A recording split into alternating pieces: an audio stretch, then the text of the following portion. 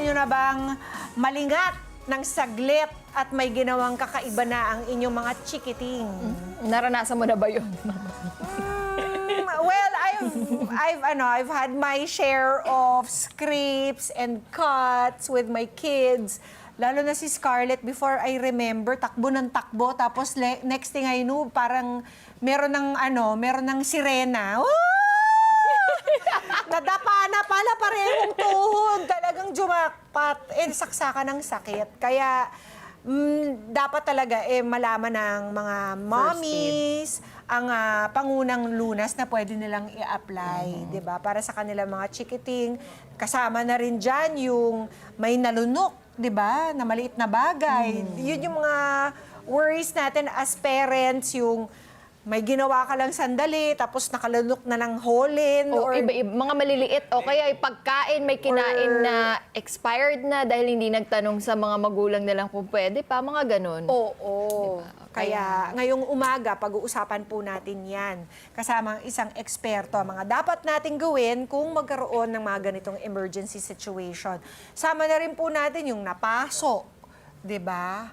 Or yun na nga. Kaya upang tulungan po tayo para malaman kung ano ang dapat nating gawin, makasama po natin today ang isang emergency medical technician, si Sir Chris Shepherd. Tawagin na po natin siya. Good morning, Sir Chris! Sir Chris, hello!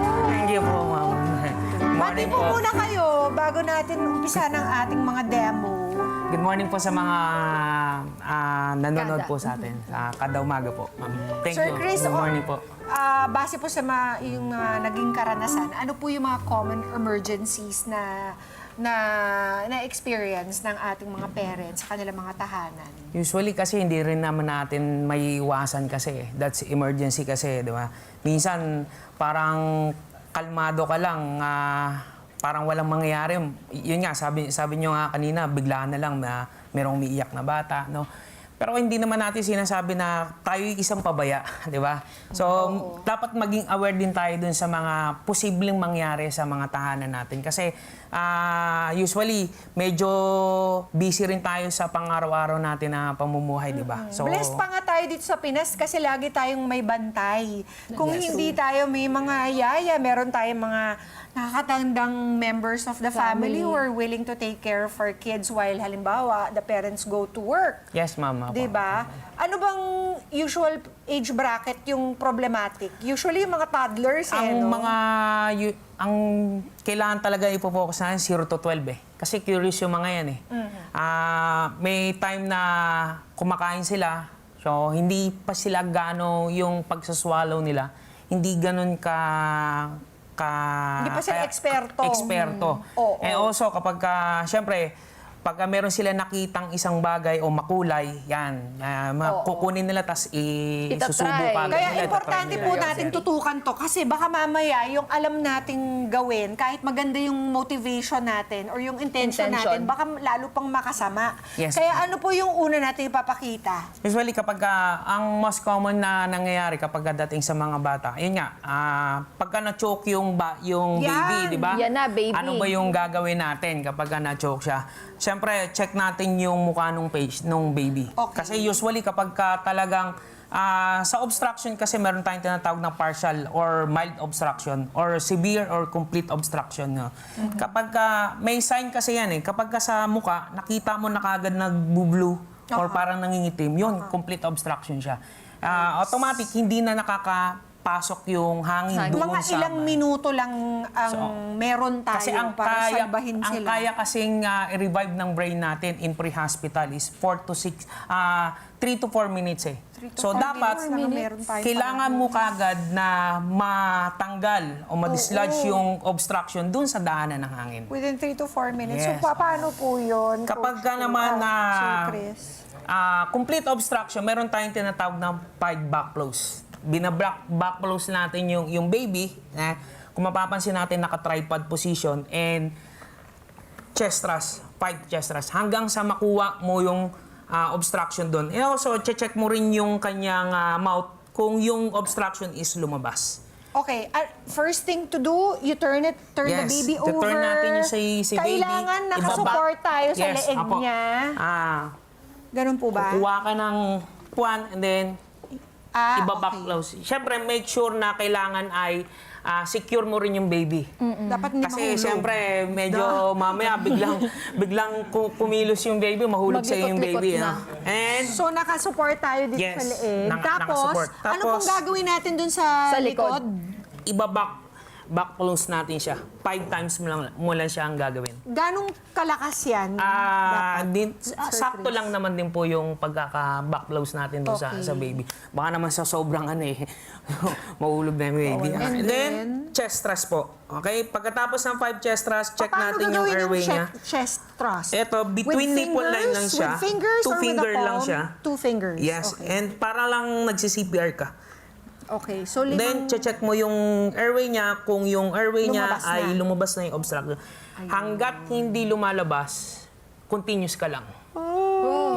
Yun yung pinaka-critical decision making doon sa lalo na kapag ikaw yung yung magulang That's for a baby. Paano Yes. kung medyo matanda na ng kaunti katulad ni Brooklyn? She's 7 years old. Pagkadating naman po sa adult, meron tayong tinatawag na abdominal thrust. Meron po bang Yung po ba yung volunteer? Heimlich? Yes, meron po bang volunteer na po pwedeng Can we use Brooklyn? Brooklyn, come. Kunwari si Brooklyn. Yan, ganyan Ah, age. age Yung mga ng batang child. ganyang katanda na. Same po rin siya ng adult. Kaya lang, ang mangyayari kapag yung ganitong mga stage na mga child is, kailangan mag-a-adjust din ako ng size ko. Then, Sige nga, Brookie. Let's show. Demo. dito tayo sa likod. And then, yung chest mo kailangan naka-fix doon sa Likod niya. likod ng patient. Okay. Then, kukunin lang natin, kakapain mo lang yung Chan? Midsection? yung pusod po niya. Pusod. Kung mapapansin nyo, and yung fist ng hand, nakaganyan lang siya. Okay. And then, move forward mo lang yung child. Okay. And, pa-J siya. In, out, ini-scoop mo siya. This is, ang tawag dito is abdominal thrust or Heimlich maneuver. Pa-J. Yes, in, Sige nga, out, so in, nakaganito out. ang thumb. i-correct mo ko ha. Yes. So, bali nakaganyan ako. Tapos Yes. igaganon ko si Brooklyn Yes against po. my chest. Apo. Tapos, ikaw dapat magganyan kang konti. Move forward lang Tapos, siya. pusod. Saan na ba yung pusod nito? Wow. Yung, Kapain yung ng fist puso. ng kamay is Dapat nakaganyan mamapig siya. nakaganito. Nakaganyan. Yan. Tapos, igaganon. Tapos isusupport lang po Pa-J. ng kamay. Ay, And then, tapos i-scoop pa-J. lang siya. Apa Pa-J siya. ganon. Yes. Apa ganon. Hanggang sa matanggal lang din po yung obstruction nung child po. Baka yung almusal Kung mo yung- mapapansin natin sa news, di ba? And sa social media, yung buto po ng rambutan, ilan na pong bata ang nabiktima nun. And also the gummy, yung gummy candy po. Na hindi na sa swallow. Kasi ang mga bata kasi kapag ka kumakain, ano yung prevention natin? Pag kumakain sila, stop lang sila na mag-play or magtakbo-takbo, magsalita, and mag-shout. Para ma-prevent natin yung ganong pangyayari. So hindi na nachuchu yung gummy bear. Sabi And nga ni proper Brooklyn, chewing I din. chew it properly. Chew it properly. And, I chew it like ano lang, yung pagkain, hindi yung totaling, usually kasi yung mga bata, Oo, ito mahilig sa bilis-bilis steak na to kumain, eh. no?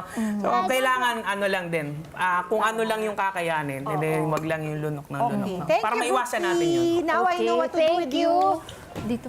Anything else, Sir Chris? Na gusto How about, mong i-remind na lang sila po? Yung, ano ba yung pinaka-importante? Mapaso. Depende kasi sa paso eh. Pagka sobrang laki, wala na tayong ibang gagawin dyan kung hindi dalhin na natin siya sa pinakamalapit na Pag hospital. napaso ba, totoo ba yung sinasabi nilang dapat lagyan ng toothpaste? No, hindi po kasi ginawa yung toothpaste para sa burn. Ang kailangan is burn ointment po talaga. Para hindi Burn mas lalong... ointment. Kung wala tayong burn ointment. Meron pa nga po yung sa running lang water. po. Running water lang siya para... Gano'ng katagal maibsan. po? Yun lang.